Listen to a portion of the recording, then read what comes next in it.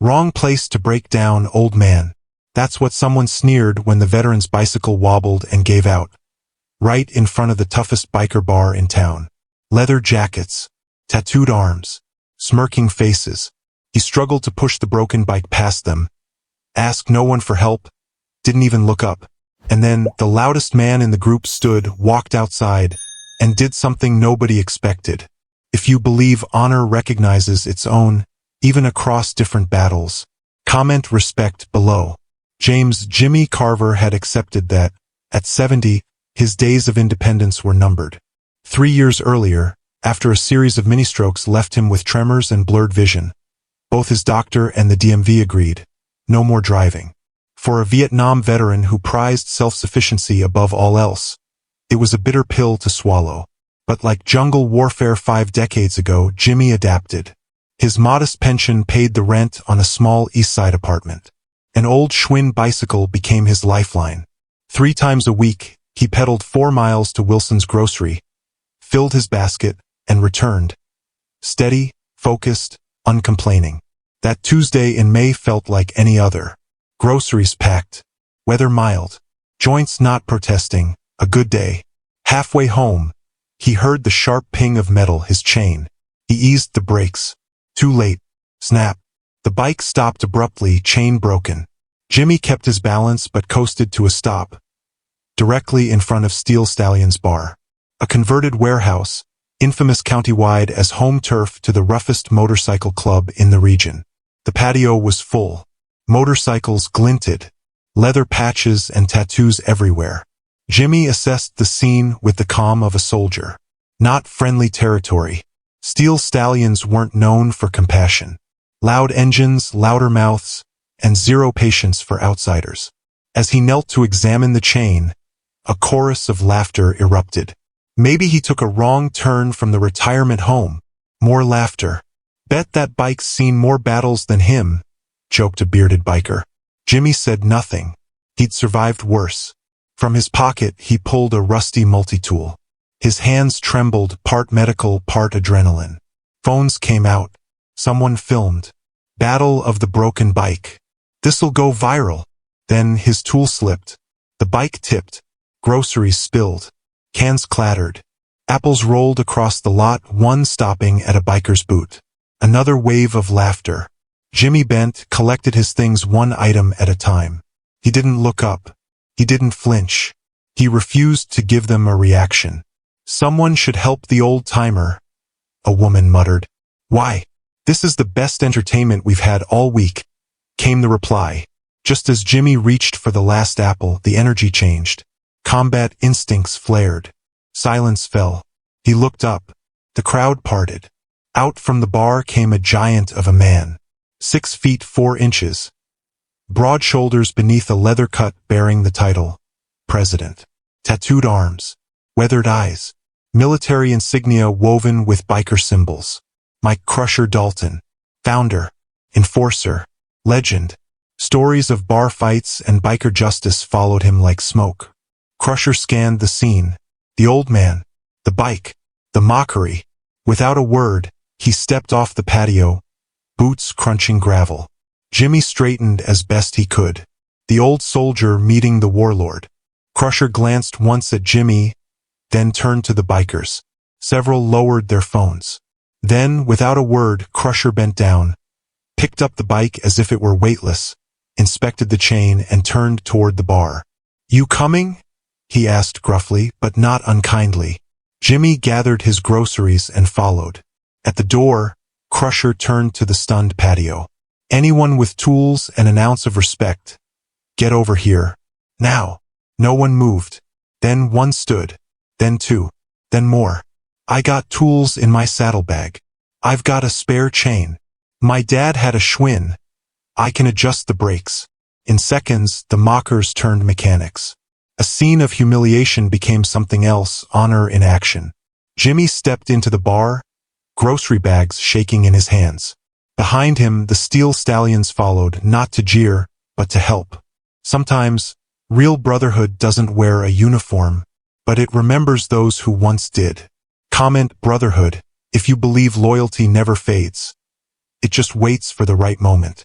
The bar, once filled with raucous laughter and blaring music, fell into an uneasy hush.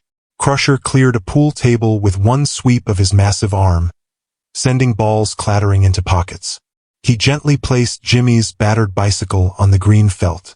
"Let's see what we're working with," he said, his tone all business. The bikers gathered, forming an impromptu workshop. Toolkits appeared from saddlebags and back pockets. Jimmy stood a little apart, quietly stunned. Just moments ago, these people were mocking him. Now they were studying his bike with laser focus. "Chains shot," someone muttered. "Links are worn through," another added. "Brakes too. Surprised they didn't snap already." Crusher nodded, assessing the damage with the trained eye of a man who knew machines. Then, without warning, he turned to Jimmy himself. The big man approached. Gently, he reached toward Jimmy's neck. Jimmy instinctively stiffened, until he realized what Crusher was doing. The biker carefully pulled a pair of dog tags from under Jimmy's faded shirt. They clinked softly in his palm as he read aloud. "James Carver. Serial number 249371168. Blood type O negative. Religion none." He paused. Then his voice shifted. "3rd Battalion, 5th Marines. Vietnam. 68. The bar went silent. "You were a Marine," Crusher said, not as a question but as a statement. Jimmy nodded. "Still am. Just older now." From the edge of the crowd, a younger biker with a trimmed beard stepped forward. "Carver. Lima Company?" Jimmy's eyes narrowed. "Yeah. My dad. Timothy Reynolds. He served under you. Kisan." Jimmy's face softened slightly. "Tim Reynolds. Good radio operator. Brave kid." The younger man's voice thickened with emotion. "He always said the only reason he made it out of that ambush was you. You carried him a mile and a half to the evac point after he took shrapnel in both legs." A murmur rippled through the bar. Everything had changed, from mockery to something close to reverence. "Your father was one of the good ones," Jimmy said simply. "How is he?" "Passed 3 years ago. Cancer. Agent Orange." Jimmy nodded, sad but not surprised. Too many of his brothers had suffered the same fate. Still holding Jimmy's dog tags, Crusher turned to his club. His voice rang with authority. "We're not just fixing this bike. We're rebuilding it. Whatever it takes." What followed could only be described as the strangest pit crew a delivery driver had ever seen. The Steel Stallions, notorious for their tough reputation, transformed into a focused team of mechanics. They didn't just replace the chain. They overhauled everything. Someone brought out a pressure washer and blasted years of grime from the frame. 2 members with auto experience repacked the bearings. Others tackled the brakes, replacing frayed cables and fine-tuning tension. Most surprising of all, a few bikers left the bar and came back 30 minutes later with brand new tires, bought from the bicycle shop across town. "Puncture-resistant," said a heavily tattooed woman as she mounted them. "Better for these roads." Through it all, Jimmy stood quiet, accepting their help not as charity, but as something deeper. A shared code. A warrior's brotherhood reborn in a bar. As the bike neared completion, Crusher vanished into his office. He returned with something folded carefully in his hand. A leather vest. Brand new. Similar to the ones worn by the club, but simpler. Clean. He walked up to Jimmy. The bar fell silent once again. "We can't make you a steel stallion," Crusher said. "That takes a different kind of service. But we can honor yours." He unfolded the vest. On the back, the club's emblem. A snarling horse, but with one key difference. Above it, one word embroidered in bold thread: respect. Without ceremony, Crusher draped the vest over Jimmy's shoulders. It fit perfectly, like it had always been his. "Thank you for your service, Marine," Crusher said, extending a hand. Jimmy took it. His grip was firm, though his hand trembled slightly. He didn't cry. Men of his era didn't show emotion easily. But those who watched closely saw it. The way his calloused fingers lingered over the stitched word, respect. "Bike's ready," called one of the makeshift mechanics, wheeling the Schwinn forward. No longer a wreck, the bicycle gleamed. Fresh cables, smooth gears, new grips, and those shining, puncture-resistant tires. "We added this too," said Reynolds, pointing to a small Marine Corps emblem mounted on the front fender. "So people know." Jimmy nodded. Words caught somewhere deeper than his throat. He repacked his groceries into the basket and panniers. Then Crusher turned to the club once more. "Who's escorting the sergeant home?" Every single hand went up. Minutes later, Jimmy Carver rode down Main Street, his newly rebuilt bike rolling smooth and strong. Behind him thundered 24 motorcycles. Not chasing, not leading, just honoring. They rode through town, traffic stopping, pedestrians watching in awe. The steel stallions, once feared, now an honor guard. At his modest apartment complex, the bikers lined both sides of the walkway as Jimmy passed through them. Each man and woman nodded in silence. "You ever need anything?" "Anything," Crusher told him before leaving.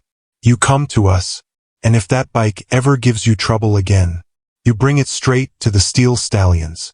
The next day, Jimmy made his usual trip past the bar. But this time something was different. A small crew was installing a brass plaque beside the entrance. When he came back, it was finished. The words gleamed in the sun.